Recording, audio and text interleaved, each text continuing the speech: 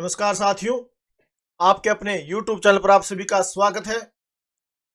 आज की current affair की महत्वपूर्ण सीरीज को आगे बढ़ाते वीडियो शुरू करते हैं। लेकिन वीडियो शुरू करने से पहले अगर आपने अभी तक हमारे चैनल सब्सक्राइब नहीं किया तो प्लीज सब्सक्राइब जरूर करें। वीडियो अगर आपको पसंद आए तो वीडियो को लाइक जरूर करें। तो बिना समय गवाए वीडियो शुरू करते हैं। सबसे पहले, उर्दू के जाने माने शायर गुलजार और संस्कृत के विद्वान जगत गुरु रामभद्राचार्य को 58वें ज्ञानपीठ पुरस्कार प्रदान किए जाएंगे। तो ज्ञानपीठ पुरस्कार है जो 58वें किस किसको दिए जाएंगे? वो दिए जाएंगे गुलजार साहब को और रामभद्राचार्य जी को। पूरी जानकारी देखते नीचे क्या है। उर्दू के जाने माने शायर गुलजार और संस्कृत के विद्वान जगत गुरु रामभद्राचार्य को 58वें ज्ञानपीठ पुरस्कार प्रदान किए जाएंगे। गुलजार को हिंदी सिनेमा में उनके कार्य के लिए जाना जाता है और उन्हें इस युग के बेहतरीन उर्दू शायरों में से एक माना जाता है। जगत गुरु रामभद्राचार्य चित्रकूट में तुलसी पीठ के प्रमुख है और वे प्रख्यात हिंदू आध्यात्मिक नेता, शिक्षक और 240 से अधिक पुस्तकों और पाठों के लेखक हैं। ज्ञानपीठ पुरस्कार प्राप्त प्रतिभा राय की अध्यक्षता वाली चयन समिति ने इस वर्ष के ज्ञानपीठ पुरस्कार विजेताओं का चयन किया। 1944 में शुरू किया गया प्रतिष्ठित ज्ञानपीठ पुरस्कार भारतीय साहित्य में उत्कृष्ट योगदान के लिए हर वर्ष प्रदान किया जाता है। तो कब से शुरू किया गया था? ये 1944 से शुरू किया गया था। और किसको दिया जाता है?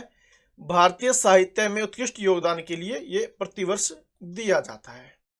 तो अब की बार किस किस को दिया जाएगा? गुलजार को और जगत गुरु रामभद्राचार्य जी को। आगे देखते हैं क्या जानकारी है। लोकतंत्र सूचकांक में भारत 5 पायदान ऊपर पहुंचा। पूरी जानकारी देखते हैं क्या है। इकोनॉमिस्ट इंटेलिजेंस यूनिट की ओर से विश्व में लोकतंत्र की स्थिति पर डेमोक्रेसी इंडेक्स 2023 रिपोर्ट जारी की गई। सूचकांक में भारत पिछले वर्ष के मुकाबले 5 अंकों के सुधार के साथ 41वें स्थान पर पहुंच गया है। वर्ष 2022 में इसका स्थान 46वां था।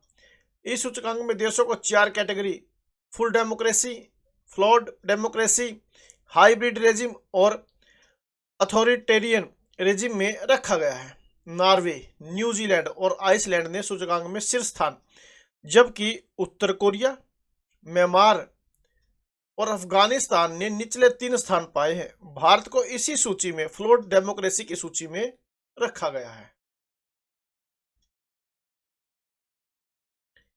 तो भारत को कौन सी सूची में रखा गया है? फ्लोट डेमोक्रेसी की सूची में रखा गया है। तो कितने स्थान ऊपर गया भारत? 5 स्थान। तो आगे देखते हैं। और राष्ट्रीय अनुसूचित जाति आयोग ने पश्चिम बंगाल में राष्ट्रपति शासन लगाने की सिफारिश की है। क्यों? आयोग ने संदेश खाली में तृणमूल कांग्रेस समर्थकों द्वारा महिलाओं के उत्पीड़न के संबंध में राष्ट्रपति द्रौपदी मुर्मू को सौंपी रिपोर्ट में यह सिफारिश की है।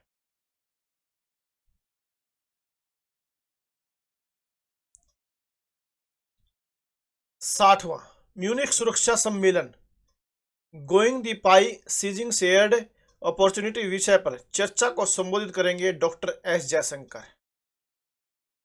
तो going the pie seizing shared opportunities विषय पर चर्चा को संबोधित कौन करेंगे?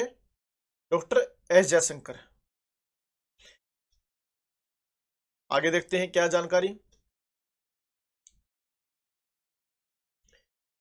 पृथ्वी विज्ञान मंत्रालय द्वारा पूरी तरह से वित्त पोषित प्रक्षेपण यान GSLV F-14 पर उपग्रह इनसैट 3DS को आंध्र प्रदेश के श्रीहरिकोटा से सतीश धवन अंतरिक्ष केंद्र से भारतीय अंतरिक्ष अनुसंधान संगठन इसरो द्वारा सफलतापूर्वक प्रक्षेपित लॉन्च यानी कि किया गया है। तो कहां से लॉन्च किया गया इसको? आंध्र प्रदेश के श्रीहरिकोटा से सतीश धवन अंतरिक्ष केंद्र से।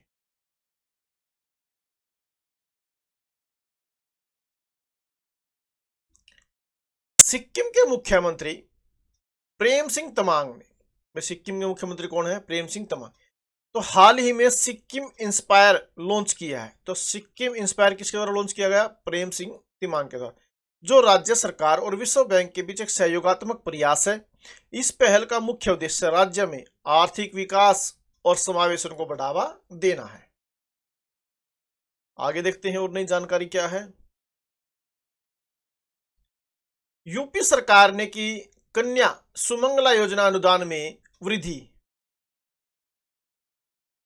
उत्तर प्रदेश महिला कल्याण विभाग ने मुख्यमंत्री योगी आदित्यनाथ के आदेश पर मुख्यमंत्री कन्या सुमंगला योजना के तहत अनुदान में पर्याप्त वृद्धि की घोषणा की है। इस अप्रैल से प्रति लाभार्थी सालाना अनुदान को 15,000 रुपये से बढ़ाकर 25,000 रुपये कर दिया गया है। साल 2019 में शुरू की गई थी ये योजना। कब की गई थी योजना शुरू? ये साल 2019 में। मुख्यमंत्री कन्या सुमंगला योजना उत्तर प्रदेश में महिला कल्याण विभाग की एक प्रमुख पहल है। इस पहल का उद्देश्य है उत्तर प्रदेश की लड़कियों के सामने आने वाली विविध चुनौतियों से निपटना और जन्म से ही उनके शैक्षिक प्रयासों के दौरान उनकी भलाई को बढ़ावा देना है।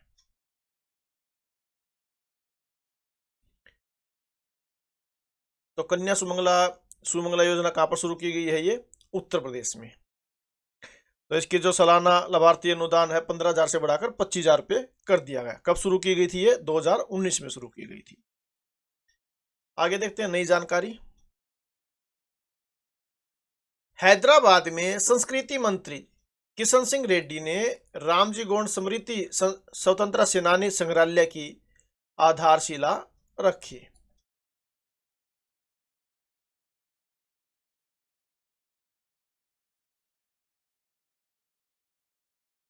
महाराष्ट्र के धुले जिले में पहले बच्चों के अनुकूल पुलिस स्टेशन का उद्घाटन किया गया। तो बच्चों के अनुकूल पुलिस स्टेशन का उद्घाटन कहां पर किया गया? सबसे पहले महाराष्ट्र में। कौन से जिले में? धुले जिले में। इसकी संकल्पना जिला कलेक्टर अभिनव गोयल और जिला महिला और बाल विकास अधिकारी राजेंद्र बिरारी ने की थी। थाना परिसर में आने वाले बच्चों को सुरक्षित और मनोरंजक माहौल उपलब्ध कराने के लिए थाने के एक कमरे की दीवार पर बच्चों के अनुकूल चित्र बनाए गए हैं।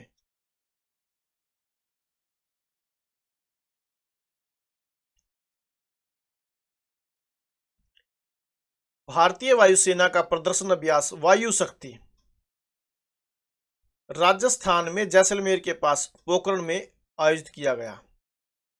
तो भारतीय वायुसेना का जो प्रदर्शन अभ्यास वायु शक्ति है कहां पर आयोजित किया गया? राजस्थान में जैसलमेर के पास पोखरण में।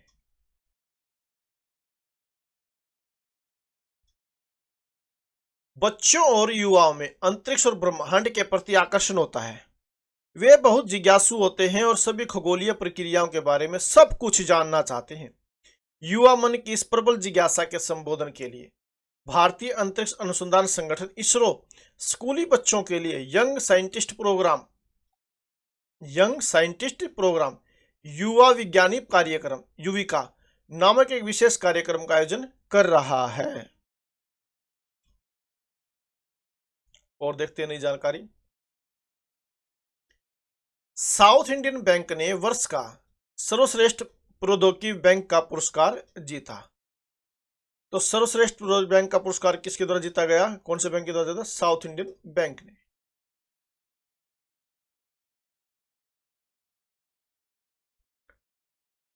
संयुक्त राष्ट्र में भारत की स्थायी प्रतिनिधि कौन है? रुचिरा कंबोज ने क्या किया? हाल ही में सामाजिक विकास आयोग के 65वें सत्र की अध्यक्षता की।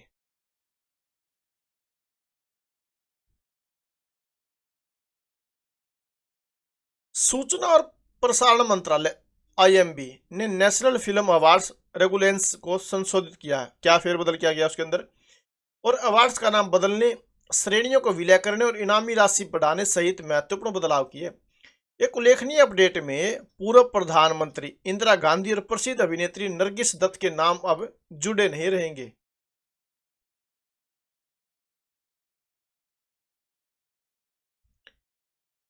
राजस्थान के करौली में प्रमुख लौह अयस्क भंडार की खोज।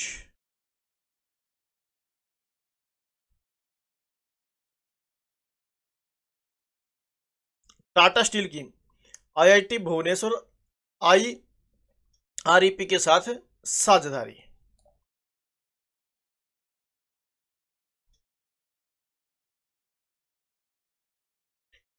पर्यावरण संरक्षण की दिशा में एक महत्वपूर्ण कदम में हरियाणा के मुख्यमंत्री मनोहर लाल खट्टर ने वन मित्र योजना और इसके साथ जुड़े पोर्टल का उद्घाटन किया। तो वन मित्र है जो योजना कहाँ पर शुरू की गई, वो हरियाणा में शुरू की गई। किसके द्वारा की गई? मुख्यमंत्री मनोहर लाल खट्टर के द्वारा। किस लिए की गई? पर्यावरण संरक्षण के लिए। तो ये जो विस्तृत जानकारी देने का मतलब यही है कि भाई एक क्वेश्चन से कई क्वेश्चन बनकर निकलते हैं। करवा तो सकते हैं एक लाइन से भी, लेकिन उसमें से एक ही क्वेश्चन बनेगा। अब इसमें से इन 2 लाइनों से कितने सारे क्वेश्चन बन गए, इसलिए विस्तृत जानकारी, पूरी जानकारी देना अनिवार्य है ताकि क्वेश्चन अच्छी प्रकार से आपके समझ में आ सके और आपके ज्ञान में वृद्धि हो। आगे देखते नई जानकारी क्या है। भारत में सबसे मूल्यवान गैर सूचीबद्ध फर्म के रूप में सीरम इंस्टीट्यूट ऑफ इंडिया सीरस पर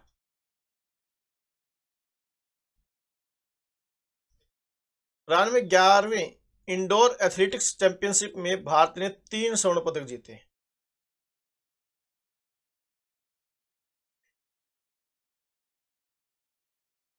मिस्र की राजधानी काहिरा में चल रहे एपरेट्स विश्व कप में महिला वर्ल्ड स्पर्धा में परिणीति नायक ने कांस्य पदक जीता।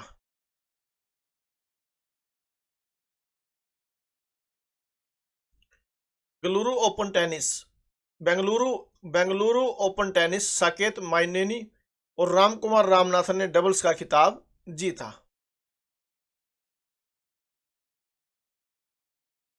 विश्व मानव विज्ञान दिवस 2024। विश्व मानव विज्ञान दिवस प्रत्येक वर्ष फरवरी के तीसरे गुरुवार को मनाया जाता है, जो मानव विज्ञान के क्षेत्र को समर्पित एक महत्वपूर्ण अवसर है। कब मना? 15 फरवरी। अब की बार कब मनाया? 15 फरवरी को पड़ने वाले इस दिन का उद्देश्य मानव व्यवहार, जीव विज्ञान और मानव समाज की जटिल गतिशीलता के व्यापक अध्ययन पर प्रकाश डालता। 2015 में अमेरिकन एंथ्रोपोलॉजिकल एसोसिएशन AA द्वारा स्थापित इस कार्यक्रम को शुरू में राष्ट्रीय मानव विज्ञान दिवस के रूप में जाना जाता था, जिसने तेजी से वैश्विक परिप्रेक्ष्य को शामिल करने के लिए अपने एक्सपर्टीज का विस्तार किया। इस प्रकार 2016 में इसे विश्व मानव विज्ञान दिवस का नाम दिया गया। तो इसे विश्व मानव विज्ञान दिवस का नाम कब दिया गया? 2016 में। लेकिन सबसे पहले कब शुरुआत है? 2015 में।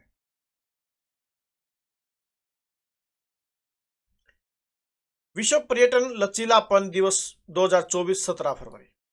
17 फरवरी पहली बार मनाया गया। 17 फरवरी 2023 को पहली बार मनाया गया संयुक्त राष्ट्र का वैश्विक पर्यटन लचीलापन दिवस। पर्यटन उद्योग की लचीलापन को स्वीकार करने और बढ़ाने की दिशा में एक महत्वपूर्ण कदम है। सालाना दिन को चिन्हित करने के लिए कदम को 90 से अधिक देशों में समर्थन दिया था। प्रसिद्ध शेफ इम्तियाज कुरैशी का 93 साल की उम्र में निधन। भारत के प्रसिद्ध शेफ इम्तियाज कुरैशी का 93 साल की उम्र में निधन हो गया। पद्मश्री पुरस्कार विजेता, जिन्हें अक्सर पाक कला प्रतिभा के रूप में जाना जाता है, ने प्राचीन दम पुख्त खाना पकाने की तकनीक को भारतीय व्यंजनों में सबसे आगे लाने में महत्वपूर्ण भूमिका निभाई थी।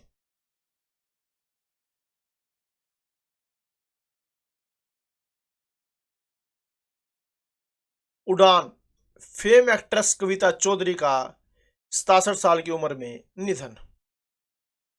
टेलीविजन की दुनिया के पुराने और पॉपुलर शो में से एक उड़ान में नजर आ चुकी एक्ट्रेस कविता चौधरी का निधन हो गया है। कविता कैंसर से पीड़ित थी और पिछले काफी समय से वह इस बीमारी से जूझ रही थी। कविता चौधरी ने 67 साल की उम्र में आखिरी सांस ली। कविता चौधरी को महिला सशक्तिकरण के बारे में एक प्रगतिशील शो उड़ान में IPS अधिकारी कल्याणी सिंह के किरदार के लिए जाना जाता था। यह शो 1989 और 1991 के बीच दूरदर्शन पर आता था। वहीं अभिनय के अलावा उन्होंने धारावाहिक की कहानी खुद ही लिखी थी, साथ ही निर्देशन भी उन्होंने खुद ही किया था। यह शो उनकी बड़ी बहन पुलिस अधिकारी कंचन चौधरी भट्टाचार्य के जीवन से प्रेरित था।